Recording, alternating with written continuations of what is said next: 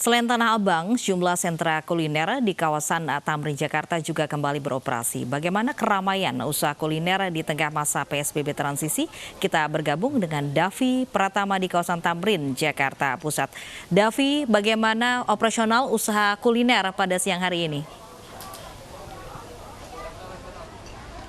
Lovi, memang di masa PSBB transisi ini geliat kuliner atau sentra-sentra kuliner di kawasan Jakarta sudah mulai bangkit kembali. Salah satunya adalah tempat di mana saya berada saat ini di kawasan kuliner mandiri, kawasan Tamrin, Jakarta Pusat, yang sudah mulai mempersiapkan dirinya menyambut normal baru atau tatanan hidup baru untuk menyajikan makanan kepada para pelanggan. Di tempat saya berada saat ini memang sudah masuk jam makan siang dan memang para pedagang sejak pagi tadi sudah menyiapkan berbagai protokol kesehatan agar memenuhi standar pencegahan COVID-19, di mana tadi kami sempat berbincang dengan pedagang yang ada di sini. Mereka sudah menyiapkan jarak-jarak antara meja satu dengan yang lainnya, kemudian menyiapkan tempat cuci tangan, dan juga para pedagang wajib menggunakan masker.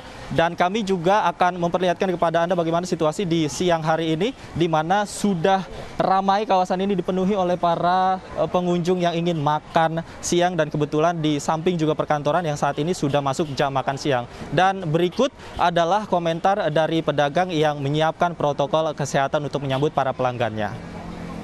Untuk animo pengunjungnya udah mulai normal, cuman belum seperti sebelum ada wabah. Beda ya, Pak? Beda. Ya sekitar turun 20-30% lah. Nah, sebelum ada wabah kita buka itu dari subuh, dari jam 6. Sekarang udah dikurangin jam operasionalnya.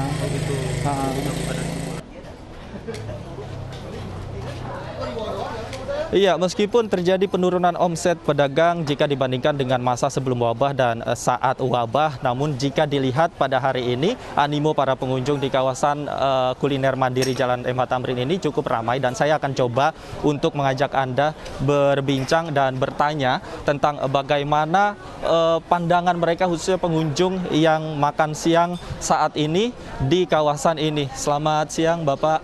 Permisi, Pak. Mohon izin, Pak, sebentar saja, Pak. Pak, ini kan makan di kawasan ini, Pak. Menurut Bapak, protokol kesehatan yang sudah diterapkan di kawasan kuliner ini seperti apa, Pak? Kalau kita sih menerapkannya pribadi aja, Pak. Pribadi kita ini teman-teman semua, kita satu sama lain tahu, semua pakai masker. Tapi kalau dari teman-teman pedagangnya juga tidak menyediakan bangku awalnya, tapi pas kita minta, dia hanya menyediakan untuk nggak rame-rame, dalam arti bukan barang-barang sama yang lain, sama teman-teman aja sih. Yang penting kerumunannya sudah diketahui dan dikenal begitu. Iya, kerumunannya sudah tahu satu sama lain, sehat gitulah. Gitu. Pak, kalau dari sisi makanan, Bapak biasa makan di sini dengan teman-teman, Pak. Menurut Bapak seperti apa, Pak? Di sini yang paling terjangkau sih ya.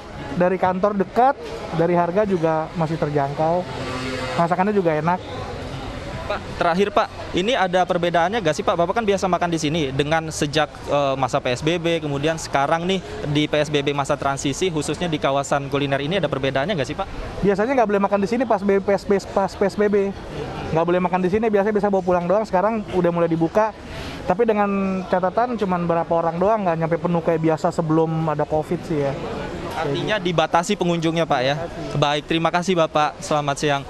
Nah, itu dia, Lovi dan pemirsa, memang menurut aturan dari Gubernur DKI Jakarta Anies Baswedan bahwa sejak 8 Juni yang lalu, sejak hari Senin, salah satu yang diperbolehkan untuk beroperasi kembali adalah tempat makan atau kawasan kuliner, dengan catatan mereka membatasi kapasitas pengunjungnya hanya 50% saja. Lovi barangkali ingin menyusul saya di sini untuk jeda makan siang, silakan, Lovi. Baik, selamat makan siang, Davi, tapi tetap harus jaga kebersihan dan juga tetap terapkan protokol kesehatan tentunya.